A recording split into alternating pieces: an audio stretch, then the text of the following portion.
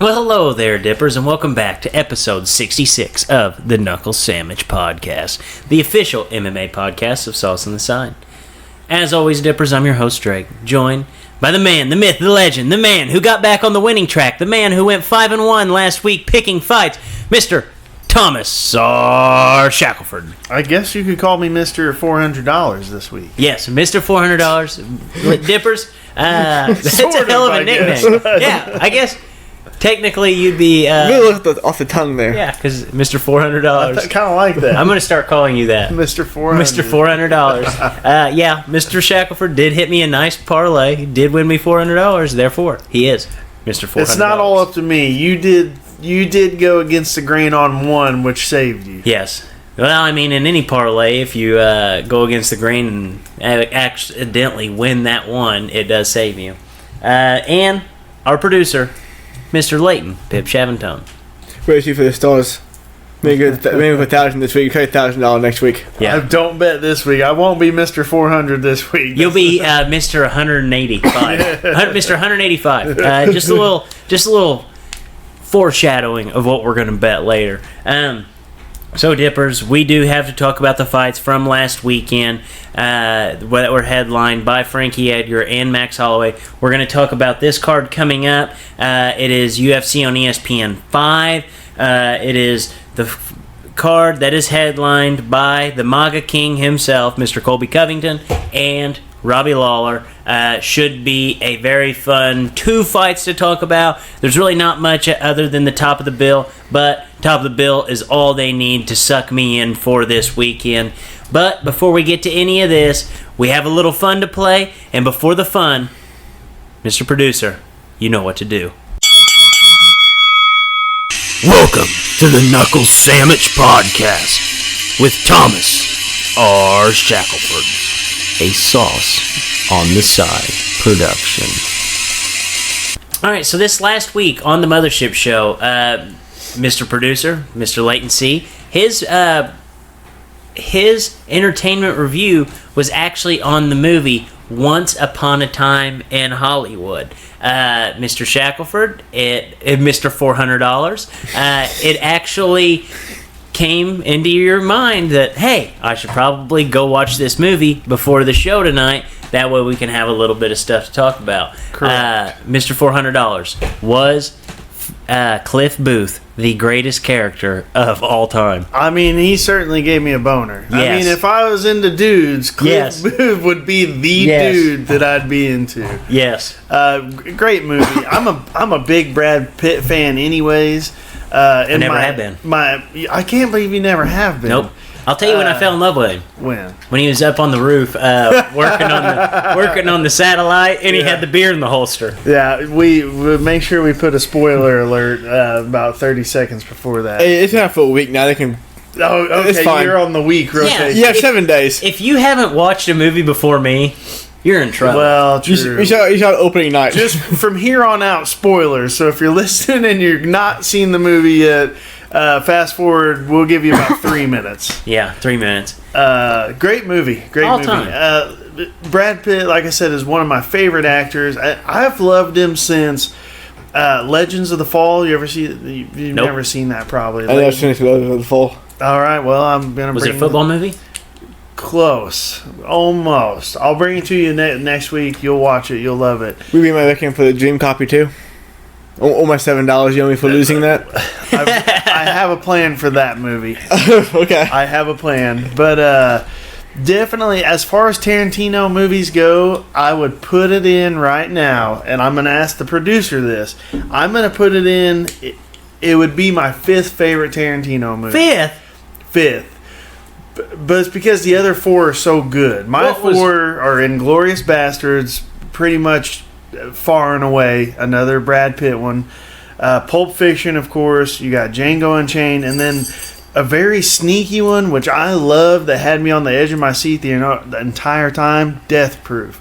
Kurt Russell's in it. It's a car chase movie. I'm not a car chase movie guy. I've never seen Smokey and the Bandit. Didn't watch Dukes of Hazzard. It's not my style. But when I saw it, I was gripping my seat the whole time. That's also the only other Tarantino movie I've seen in theaters. So that's why, and me and Leighton had this discussion earlier, he's only promised to do one more movie, so that's why I knew I wanted to get in and see this movie. So this is the last one? No, No, he's one more. he's promised to do 10 like feature-length movies, and so he's got one more. Did Death Proof count under that 10? I think so. I mean, he directed all of it. Yeah, but I think it only counts one that he writes and directs. I don't think he wrote so Death only Proof. written and direct. Yeah, you don't count that one. I'm if still you throwing want in my to. top 5, Yeah. but I guess maybe it doesn't. Then that would explain why the Wikipedia had 10 on there Yeah. already. So Those are movie called True Romance that he didn't write, but he directed. yeah, I put this out here on the Mothership Show. Nobody in this world can keep me confused as hell for 2 hours just to bring me back and be like, oh yeah, that was all worth it. They wrapped it up. 2 guys. 1, Quentin Tarantino. 2, Andy Reid. Every time I watch the Chiefs. What's your? We'll say top 5 Tarantino. What is it for you? Okay, no, number 1, Pulp Fiction. Number 2 is Django. 3 is probably Kill Bill Volume 1. 4, as we get into like Inglourious Bastards, Hateful Eight, this movie. I'm gonna go Inglourious Bastards. Then probably Once Upon a Time in Hollywood. Hateful Eight's right behind it. Hateful, yeah. Oh shit! Reservoir Dogs good too. No, Yeah, I was that's gonna not. say It's not top 5 still. You almost kind of forget about Jackie Brown and Reservoir Dogs, and those I are think like Jackie Brown is the worst one. It's definitely his weakest one, but it's still great. It's still really And good, It's yeah. still got like a lot of memorable moments, but it's when you compare it to everything else, you're like, oh man, that was kind of a bummer. But I know you haven't seen all those, Drake. But I have not. Do I've seen like 3 of them. Do we have the same top 2? No, your number 1 was Inglourious. no, again, I've Inglourious seen Inglourious Bastards. I actually watched that movie by myself. Did you? That's that big surprises me because it's probably like 70% subtitles and between Italian, German. This is why I'm confused for 2 hours and then I get brought all together in the last 40. Once I watched it with my dad. My dad really liked to repeat lines from movies. And whenever Christoph Waltz is asking that lady for milk at the beginning of the movie, my dad kept saying, he wants some fucking milk. He wants some milk. He said it probably a dozen times in the movie. I'm just losing I can't stop laughing because he won't shut up. He won't shut up. I'm a big World War II, like always fascinated me as a kid. So it's almost like a history movie kind of rat. So it kind of like enveloped me in both of my favorite things, kind of like music, movies and a little bit of history stuff. Cliff Booth kind of reminded me of the character that he played in Inglourious Bastards, except it was the Americanized version. Yeah, he did. There was definitely some lines, especially towards the end of it, when they were kind of the final scene. He had some lines where he had that Lieutenant Aldo Rain twang to him. Yeah. So with this movie, I thought it'd be kind of fun. This was actually an idea that's been brewing in my head for a while. And, on a slow week of MMA, we would come in here and we would talk about all-time fight scenes from movies. And I thought that this would be a good week to do that on, especially since we opened the show talking about a pretty kick-ass movie itself.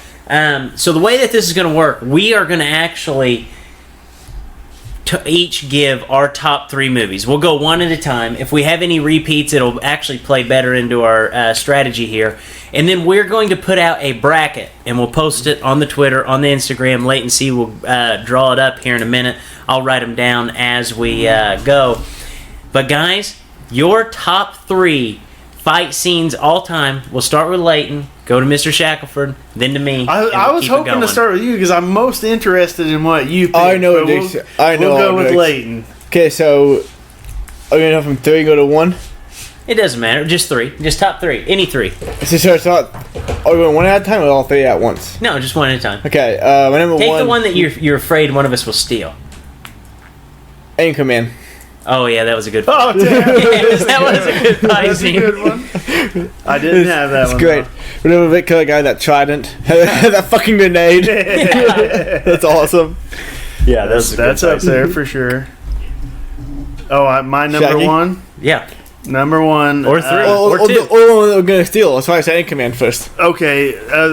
Okay. Well, then I'll do Rocky versus Rocky 1. Rocky versus man, why am I blanking? I wrote it down. I can't read my Apollo Creed? Apollo. Okay, that was one of mine. Well, Okay, so I'll mentions. So we can go with those still. yeah, Rocky versus Apollo 1. When I think movie fight scenes, you're just doing Rocky Balboa, which is actually taking 75 punches to give one. Yeah. Yeah, that was awesome. That was all-time fight scenes. That's not my number one. That's my number two. That would be that's in my honorable mention. That is obviously there's like 4 Rocky fights in my Yeah, you honorable can mention. really throw them all in there. I mean, let's face it. Yes. So what we're gonna call that the Anchorman finale? Because that was like at the end of the movie. Well, that's in the middle No, of that it. was Is it in the middle? Yeah, just the alley Anchorman fight Royal scene. Rumble. Yeah. The alley fight scene. Yeah. What do we call it? Okay. Mine. I'm gonna go number 1 because I'm afraid you guys are gonna steal it. 300, the whole entire movie. The whole entire movie. Me and Thomas talked earlier. yeah, I it's said, Too no, much. it's It's gonna too pick much for just 300. you can't say the Battle of Thermopylae. No. Because there was so much ass kicking in the movie, dude. You Okay. had people's heads chopped off. You're true. I You haven't really had watched 300. a lot, probably more than I've watched any other movies combined. Dude, you had like spears going through heads. The fight scenes ended on like the most dramatic way. You had dude, you have like 50 quotable things in that movie. Either come back with your shield or on it. We'll fight in the tonight. shade. We'll fight in the shade. Our arrows will blot out the sun. We'll fight in the shade. This is Sparta. Whenever Tonight we dine in hell. Yeah, that. Whenever Jake was wrestling at state, he made his mom go buy the Blu-ray theater so he could watch it before state finals match. Dude, that's dedication on Mom's part and Drake's part to get in 300. All-time movie. So the whole movie is my fight scene. Latency, what's up next? Rocky 4. Rocky 4. Before. Dude, we're gonna end up having. Rocky That's what I said. 4 is the best Rocky. Okay, anybody says. Rocky 4 was whenever Is he that fought. Drago? Yeah, Drago. Yeah. Yeah, that one's to me the compilation, the training montage in that is probably the coolest. He's in the snow. That's pretty cool. How's Rocky 4 in a good minute, but I know I need to watch that. So I'm gonna do another one. This is actually my number 3. I'm saving my top one because I don't think you guys will say it. Rocky 2. No, But number 3, Frank Dukes versus Chong Li, Bloodsport, final fight scene. I've never watched Bloodsport, Bloodsport? but I've heard of this movie several we times. got another movie. We got Bloodsport. I've heard of this movie several this is times. a Van now. Damme movie. He So gets should I just put Bloodsport? Who is this? Who fought? Chong Li versus Frank Dukes. Like, put up your dukes. Yeah. That's another quote from the movie that you young bastards should have been saying your whole life when you and your cronies were about to throw down. That's insane. You ready for this one? Yeah. This is one that I think I'm gonna catch you guys off guard with. Oh, God. This is a movie I don't think either of you guys know that I've watched. Wayne's World, when he fought his father-in-law. Huh? Wayne's World, whenever Wayne... Wayne's World 2? Yeah, when he fought his father-in-law. That's one of your top 3. Dude, that's the funniest hold on. fight scene ever. I've never seen Wayne's World 2. What? You've never seen, hold you've on. never seen Wayne Hold Wolves on. 2? You're I 35. have a strict number 2 policy. I do not watch the number Holy 2 to a shit. movie if I like number 1. I know that sounds stupid. Hey, now what's The Godfather Part 2? No. You've never watched The Godfather No. Part If I Why? like the first one, I almost never Aliens? watch the second one. Terminator 2? Aliens? Well, I mean, like Terminator 2, but those Star Wars? Empire Strikes Back? sci-fi kind of like is You know the fight scene is I'm talking against the about? rule. Yeah. Like, Dude, I kind of, but like, I know what it is. it puts me into tears, dude. It's like, what's that old school movie? Was it Kung Pao? Oh Where my they're- god, Kung Pao movie is fucking Dude, hilarious. it was the exact thing of Kung Pao where they're sitting there like both of their mouths are moving, like they're saying something obviously like in a foreign language, and then all of a sudden you'd hear in the background, "I heard you want to date my daughter," and it was just like put me into tears immediately. So yeah, Wayne's World 2 fight scene, Wayne versus the father-in-law. I cannot believe Mr. Shackelford has not seen Here's that. what I know about Wayne's World 2. It's got a fake Jim Morrison in it. Yes, it does. And there's something about a licorice, Yes. and Garth finds a hot chick that Yes. looks like him. That's all I know. Yes. No, I've got a strict... My daughter gets so pissed at me because she wants to watch...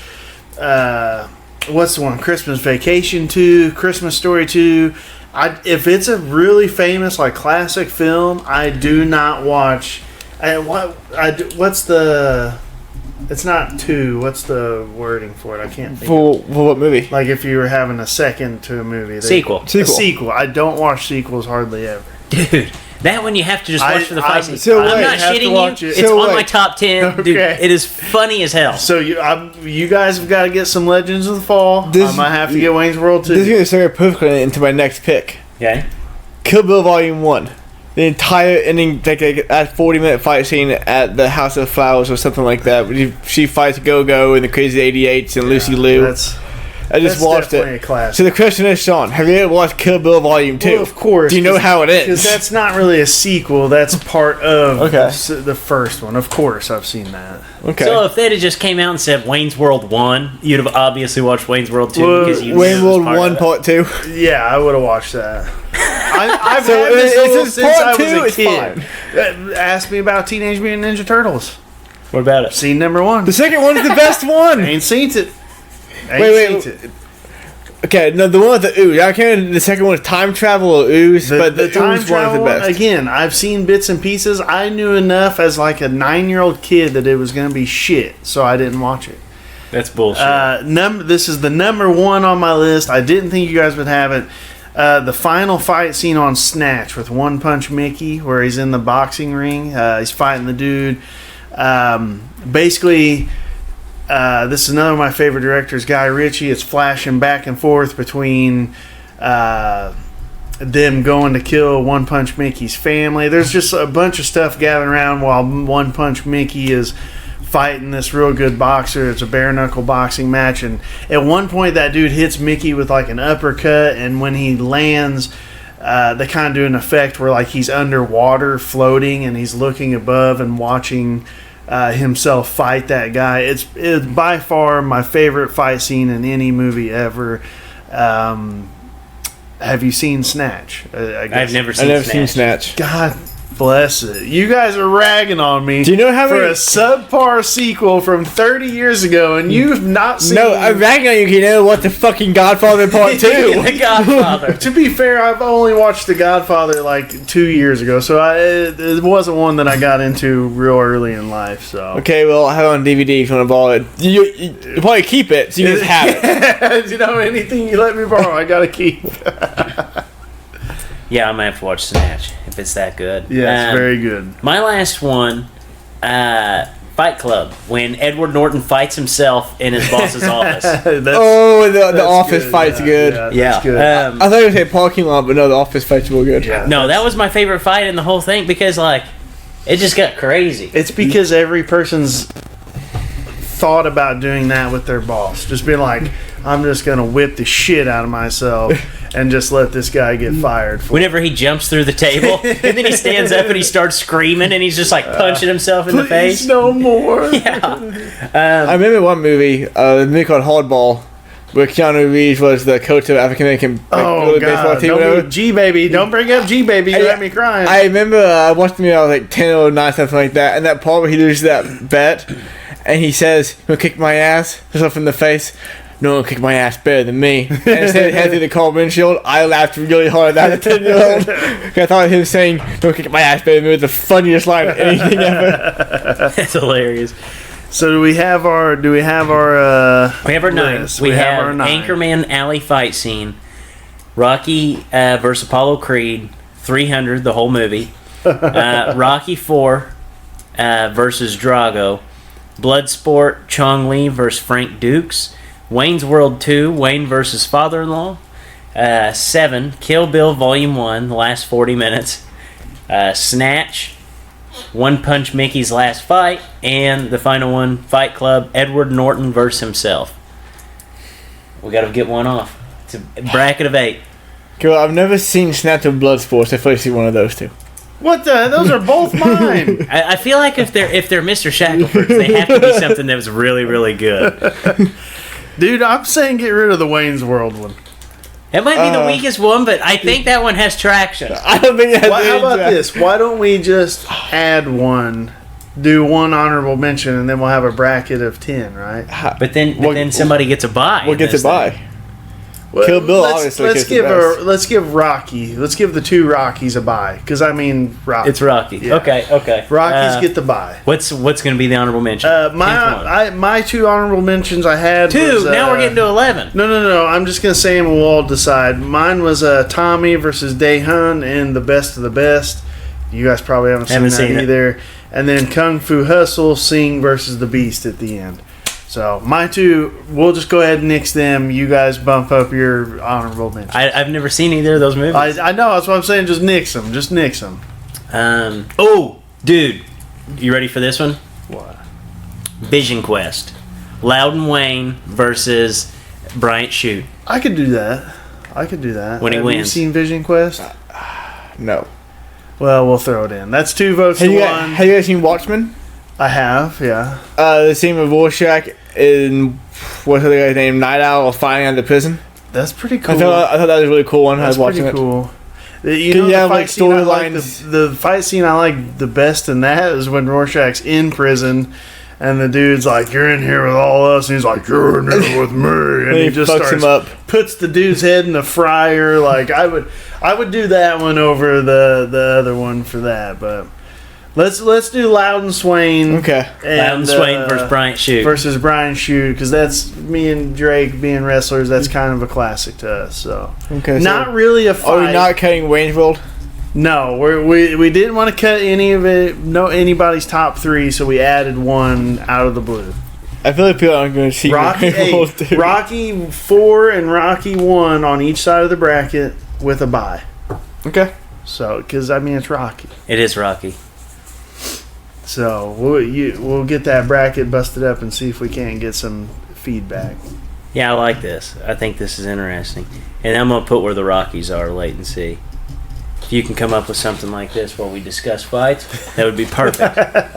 You see where the Rockies are? Automatic bye to the semifinals because it's Rocky. I thought that was kind of fun. Oh, yeah, I can't wait. Hopefully we get some stuff. Yeah. All right. So, Mr. Shackford, we have to talk about the weekend that was. First off, first fight that you lost. Marc-Andre Barriault versus Krzysztof Jotko. Interesting fight. I could see where you would have picked Barriault. I'd really not seen either one of these guys fight. You said that you obviously made a mistake picking against the guy with the Vegeta tattoo. I felt like an asshole. I was watching in like negative 4K definition off of a stream, and I texted you. I said, "Dude, you bet against the guy with the Goku tattoo," and you text me back, "That's Vegeta. I'm disappointed." Yeah, I had forgot he had that. Until you texted me, I completely forgot he had that. Wait, can we add a Dragon Ball Z fight to our list instead of the other movies? No, Cool too fights. late. Move on. When we talked about it, the only reason I picked that other dude was because he had a slightly better chin than Jocko. Which is true. I think verbatim I said when we were picking him, if you bet money on this fight, you are an idiot. So you took your life in your own hands with that one. I'm glad you picked Jocko because it was either one. It didn't matter. It was one of those picks. Like either guy could have taken it. So that was my one and only loss on a fight that I told you not to bet on. Yeah. Hey, that's good. Real quick, I know it wasn't on the main card. Davison Figueiredo looked awesome.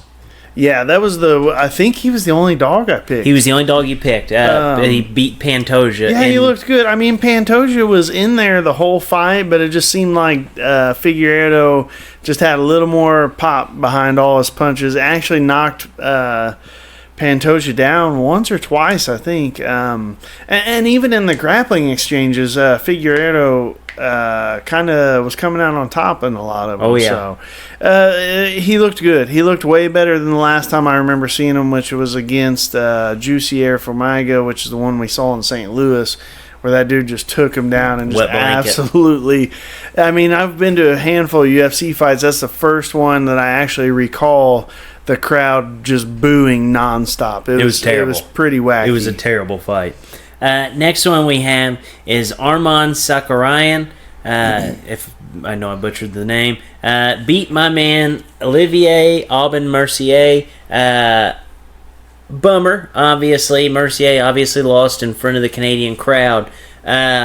What did you take away from this fight, if any? I feel like Sakharin made this look pretty easy. Yeah, I told you his only fight in the UFC was against that Islam Makhachev, who's basically Khabib's brother. Like they when Khabib's in America training, he's with him. When Khabib's back at home, he's with him. And he gave that dude absolutely everything he could handle, even in the grappling department, which is a pretty high marks. The one thing I was a little worried about, OAM was very much bigger than this dude. Way bigger. At least 2 to 3 inches taller, and just looked physically bigger. So when I saw that, I was like, oh man, maybe that wrestling won't play as big a factor, but he still out-wrestled him and just got a nice win there. Yeah, definitely did. So, in my opinion, one of the funnest fights of the year. Jeff Neal, as Mr. Shackelford likes to say. I say Geoff. If you pronounce it, it says Geoff.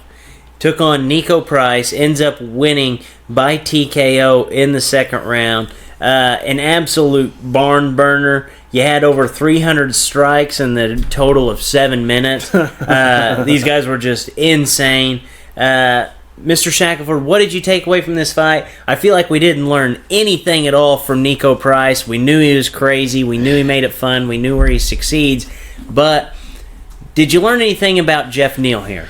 You know, we did. When I talked about the fight, I thought he was going to win via stand. Had you told me he would have won on the ground against Price, I wouldn't have believed it. Right. Because Price is stellar on the ground. And this dude actually took Price down several times and had a lot of good. The finishing series was a little weird. He was on top. He did land some good shots, but I felt like Price wasn't really out of it in any way, shape, or form. I say I'm always for an early stoppage, but I felt like this one was a little too early. But Neal didn't use that kind of super good fluid striking that I thought. It was Price landing the better shots on the feet, and then that's what kind of spurred Neal to get the takedown. He's still a waiter. He's a damn server, like a waiter. Yeah, that's his goal is to not have to do that. Yeah, his goal is to be a professional athlete that doesn't have to wait tables anymore. Who's fighting third fight down on a UFC how card. crazy is that? That's where our sport is. When I was in X-ray school, there was a dude that came. This hospital I was at, this clinical site. He came and he was like showing some new equipment off or something. And he was a big guy. He was probably in his mid-50s. He was he was thin, but he was a big, athletic-looking guy. He actually played for a Super Bowl champion, I believe it was the Giants, a Giants team from back in the mid-'80s somewhere. Wow. And he said that he was going to X-ray school while he was playing for the Giants. So the UFC is essentially where the NFL was in the late 70s, early 80s, where dudes have to have full-time jobs and still be a pro athlete. That's absolutely insane. All right, next up we have Cyborg fighting Felicia Spencer. I feel like the two takeaways for myself on this fight was, one, Cyborg does not look like the Cyborg that we remember, and two, Felicia Spencer is just tough as hell. Oh, for sure, dude. I told you I fell in love with her watching all her stuff. Watching her fight, it's pretty amazing to watch her fight because she uses that. She can close that distance so fast and with some really wacky stuff. I mean, that first round, if you just panned say the bell rang, you didn't watch any of that fight. You had headphones on, you didn't watch it. And then all of a sudden you got to take off the headphones and the blinders and see those two girls in their corners. You would have never guessed in a million years that Cyborg won that round. I agree. I mean, she was gasping for air, laying on her stool. She was on her stool, laying back in the cage. I don't think Spencer took her stool the whole time. She definitely took more punches and kicks than Cyborg, but she was way more effective. I would have given her the first round. I mean, she opened up a huge gash. She rocked Cyborg several times, and everything Cyborg threw at her seemed to, she just like blew it off. She's like, well, that don't hurt. Second round, she was actually, I thought, again, was winning the round, pressing her up against the cage, just doing a little more work. And then she tried something that in all her pre-fight, the media build-up and like the countdown episode type shows they do, they showed her training a bunch of these things, which I don't know why her team would actually let them film this, because a lot of those countdown shows, they'll be like, hey, you can't watch it. Like, they'll hit some myths or whatever, but they're like, hey, you can't watch this portion, and they'll keep that part in there. They'll say, hey, you can't watch this portion, it's specific to our game plan, and then those cut out and come back later type thing. Well, on this one, it might just be because they're a young camp or whatever, but it showed that, like, the coach being like, yeah, we'll do this and that'll work and this and that, and it showed her doing like a fallback down to a leg where she was like going to try and basically do a little jiu-jitsu fall back to her back, sweep Cyborg from underneath type thing. They showed it a ton in her build-up videos. That's what she tried, and I mean, those videos come out a week before that doesn't make any sense. So as soon as she fell back to like kind of wrap up that leg and almost like an ankle lock, like you're going for an ankle lock, but you turn it into a sweep or an X-guard sweep or something, Cyborg kind of just like held strong and let her flop right off. And that's when Cyborg won round 2 on top. So yeah, that makes zero sense. I felt like if she would have kept pressing, just plain wrestling and pressuring, she wouldn't have run that round and maybe won the fight. Because I didn't see how they scored round 1. She definitely did more damage. Cyborg definitely landed more strikes. So I guess it just depends on how they went. But Cyborg did look better in the third. She regrouped herself, did better, pretty clearly won the third, I thought. You're right, man. All of a sudden, she does not look like the girl that cannot be touched. It's almost Mike Tyson-esque, right? Yes, I agree. Buster Douglas knocked out Tyson, and then everybody's all of a sudden giving their best shot to Tyson after that, and he had tough fights, even the ones he won from there on out. Maybe a little Tyson-esque with her, like she just... Maybe she wasn't getting her A game from all these girls these years just because they were so scared of her. Now they've seen her knocked out once, and now they got to fight where a girl that was 7-0. She's 7-0. I mean, that's only her second fight in the UFC, and she went toe-to-toe with what was, 3 months ago, the most feared and best female fighter that's ever, competed. Yeah, definitely a bummer there. With Cyborg, I feel like it's so weird because, obviously that girl should not have had them in her camp watching that. That's like, a move like that that's specific to the game plan would basically be like, oh, yeah, whenever the Rams played the Patriots in the Super Bowl, whenever they were getting just video, yeah, go ahead and come out here, watch the whole entire first script of plays. Yeah. We're just going to go ahead and practice the... I can't think of it. Where they hand the ball, flea flicker. We're gonna do the flea flicker. Yes, we're gonna run the flea flicker 50 times, guys. We're gonna run this first play of the game. Like, this shit ain't gonna work now. You know. It may be just they're young because she fights out of a camp in Florida. Guess who's in her corner? Seth Petrozelli. I heard that. I did hear that. Yeah, the silverback. He's the guy that knocked punched out Kimbo. Yeah. So he's there, but her main MMA coach was the videos I saw were showing her do the leg lock to a sweep type thing. They're a young camp. I mean, she's the first fighter coming out of there that I remember seeing them coach. But if you watch the ones with John Jones, or I remember one with Henry Cejudo in his camp, where he turns, looks at the camera, he's like, "Oh, hey guys, anatomy of the fighters here. Hey man, you got to shut that off for a second." And they cut and edit it to where at the end of the practice, they're like, "Oh, that was good work," type thing. So Yes, don't anything you're gonna do in a fight. Don't do like those open workouts when they're doing punches and kicks. I wouldn't ever throw one single combo that I planned on doing in the fight at the open workout, because all they have to do, they release those before the fight. Yeah. All they have to do Just watch. pull up this 7-minute embedded video where 2 minutes is you hitting the mitts at your open workout. And like, oh well, that's probably a familiar combo we're gonna have to look out for, type thing. Yeah, that's a rookie move, man. I mean, rookie move is the best way to put it. So they actually said the Cyborg is a free agent now. Yes. And Dana, apparently before the fight, she was going to wear a shirt that said Cyborg versus Nunes 2. The UFC made her take it off before the fight and was not allowed to wear it out. What are your thoughts on this? You know, the UFC's mad at her, Dana White. Well, she said he doesn't have a heart. Yeah, well, he keeps saying like he doesn't have anything against her. I guess they did. He's saying they did offer the Nunes fight before this fight, and she turned it down because there wasn't enough money or something. Now, on her side, she's like, hey, make that fight. I want that fight. But at the same time, if you're not taking it when they offer it to you, then you turned it down, whether it's money or whatever. And I don't remember him saying anything bad. I just remember him saying she turned down the fight. She didn't want the fight. So, I mean, so That's weird. It's truthful, but...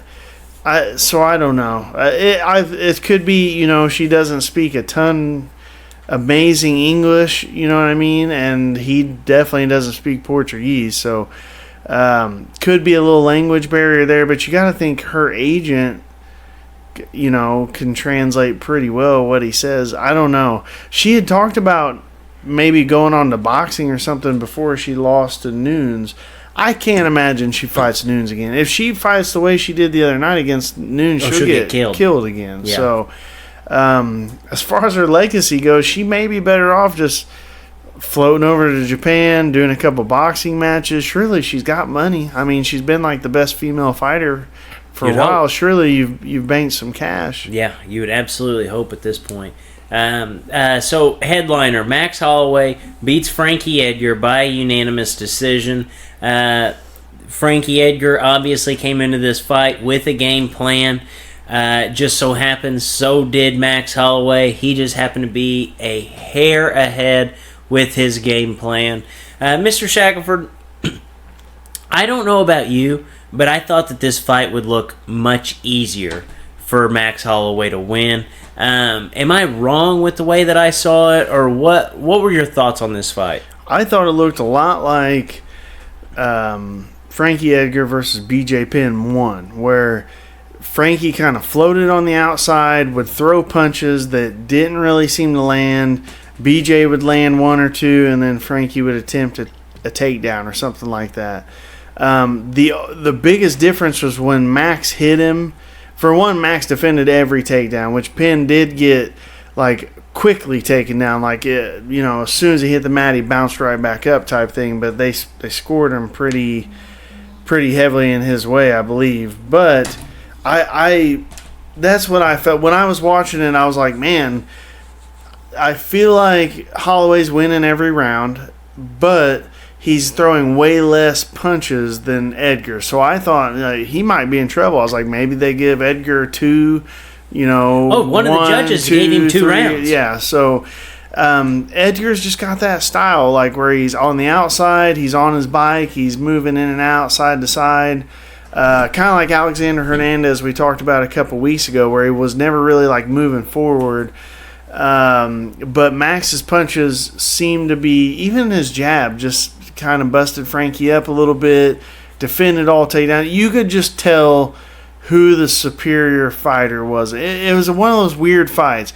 He didn't necessarily mash Edgar, but at the same time, you know that there's just no chance that Edgar was ever... That could have gone 20 rounds, and you just knew Edgar wasn't going to ever do anything eventful. Yeah, both of these fighters landed 33% of their significant strikes. 33. Dude, this fight, in my opinion, was just... I thought it was going to be a little bit more of a barn burner. So did I. Yeah. Because whenever Holloway fought Aldo, like, he would, the first round, feel around, second round, feel around, and then the third round, I'm like, all right, he's going to open it up. Bam, Holloway goes out there, does his thing. In this fight, I said the exact same thing. I'm like, yeah, first 2 rounds, I was like, don't sweat it. I was like, he's going to go out there and finish this fight. No, it was just more of the same shit. Edgar shot 12 takedowns. Yeah, got none of them. 12 takedowns. I thought it was a rough fight to watch. 25 minutes, hard pill to swallow. I mean, you had 500, right at 500 strikes thrown. Yeah, 150, 160 landed. Yeah, that's it. It was not the high. It was not the high volume connections that I thought.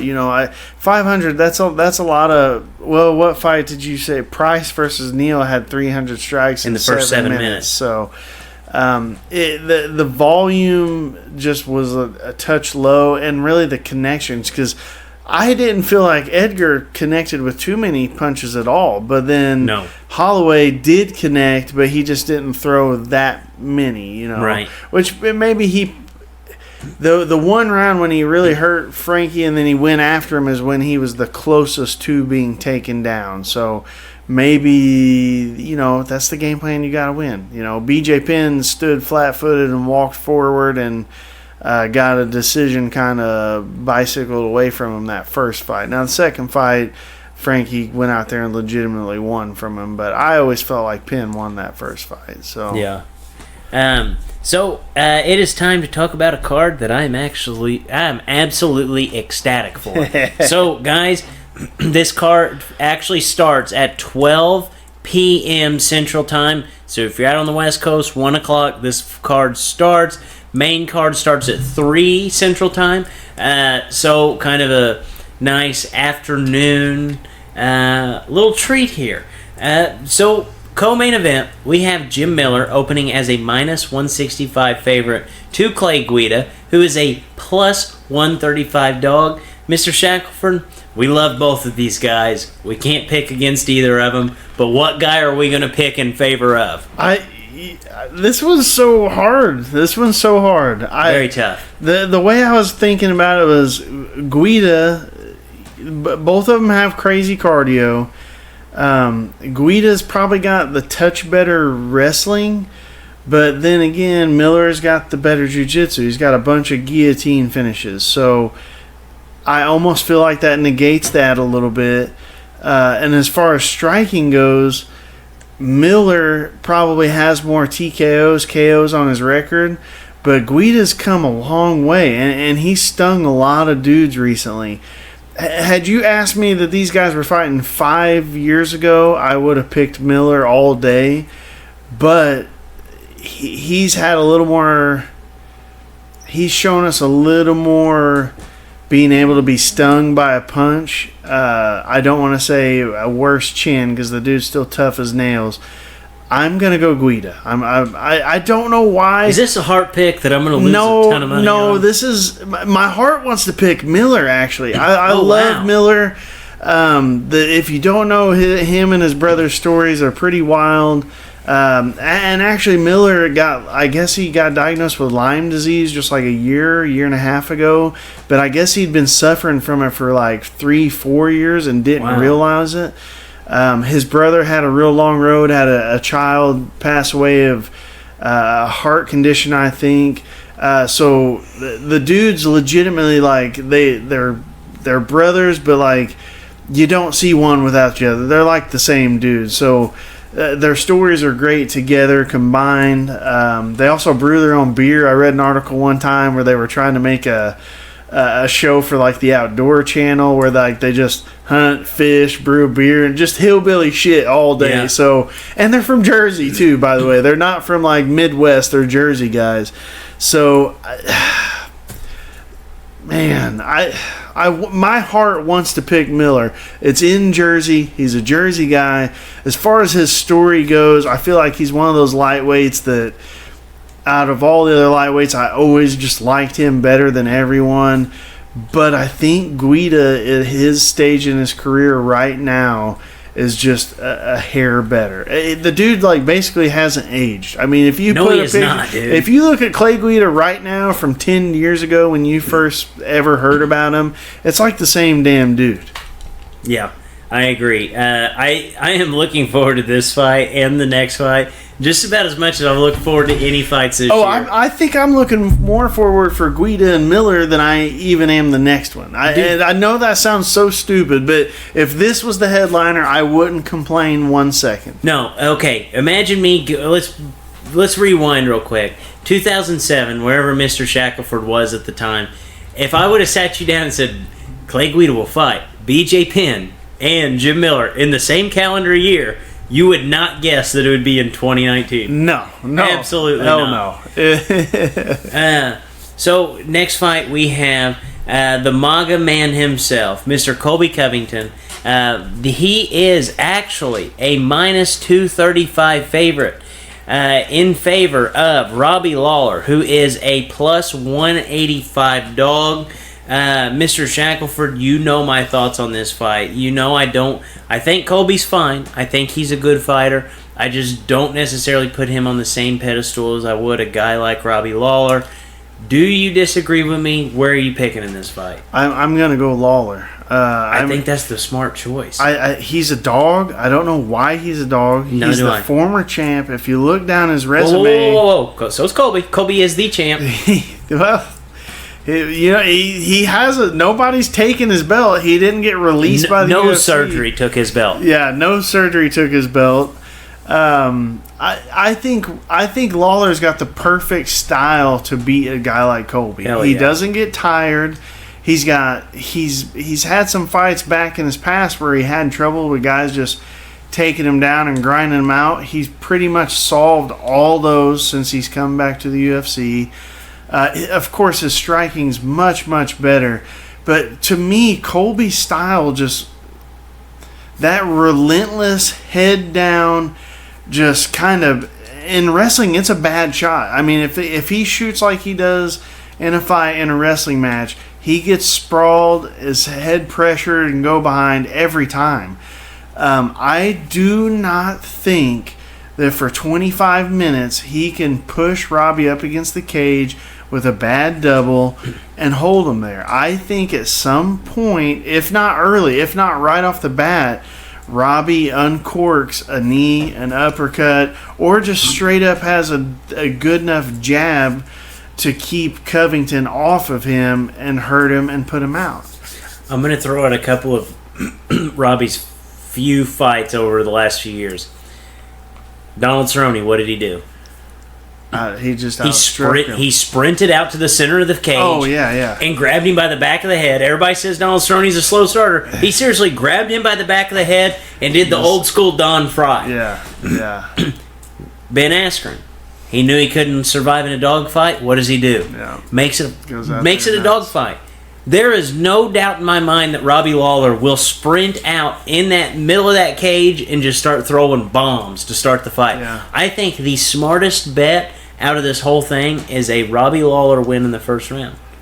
I think so too. He's a dog, and I think if you put down KO, TKO first round, I think that's going to make some bucks. Yeah, I do and there's too. not, look, we're only breaking down 2 fights on this card. There's some other good fighters on this card. Oh, yeah, obviously. There's some fun fights, but as far as betting goes, Robbie for early stoppage, I think that's a smart-ass bet. Yeah, I do too. I mean, I'm not saying put $200 on him, but Too late. Too late. Too late. It's a good bet. I'm looking forward to it. Like Mr. Shackelford said, there are a lot of good fights this weekend. Obviously, Scott Holtzman, he fights Scotty Too Hottie. Yeah. We like him. Former hockey player. Claudio Silva, Antonio Shevchenko. A lot of good, promising young fighters this weekend. Mr. Shackelford, anything that we need to keep an eye on over this upcoming week? Any news in the MMA community that we need to discuss? I wouldn't say there's a ton of news going around, but everybody, you need to cross your fingers and toes, because on the 17th, August 17th, is the card. The card of cards. We need nobody needs to talk to anybody in the Diaz corner from like now till the moment he's in there, because you know he's looking for a fight. Not all of them. His whole camp. There'll be 30 of them, probably fighting everybody around. They need Nick included. They need to put them in a bubble right now. There needs to be no more drug tests for Romero, Yoel, or Paulo Costa. Just right now, end them. Whatever you got, you got. And then, of course, we need to give DC as much Claritin as possible from here until fight night. Because he famously sneezed the morning of his last fight and hurt his back and almost had to pull out of the fight. So that was against the Black Beast. He sneezed in the morning, hurt his back, had to lay in bed all day, almost pulled out of the fight. Is that what happens when you get 40? Yes, when you get 40 and you gain 50 pounds in a 2-month period, a sneeze takes you out. So we need to get some Claritin. We need to get some people watching the Diaz brothers at all times, and USADA needs to take a hike. I agree 100%. I am just looking forward to being able to break down that card. I think that's going to be the funnest that card to will break be down. our next big one to make some bucks on. Yes, and on that note, for Drake, for Mr. Shackelford, and Leighton C, Dippers, check out our bracket, and as always, stay saucy.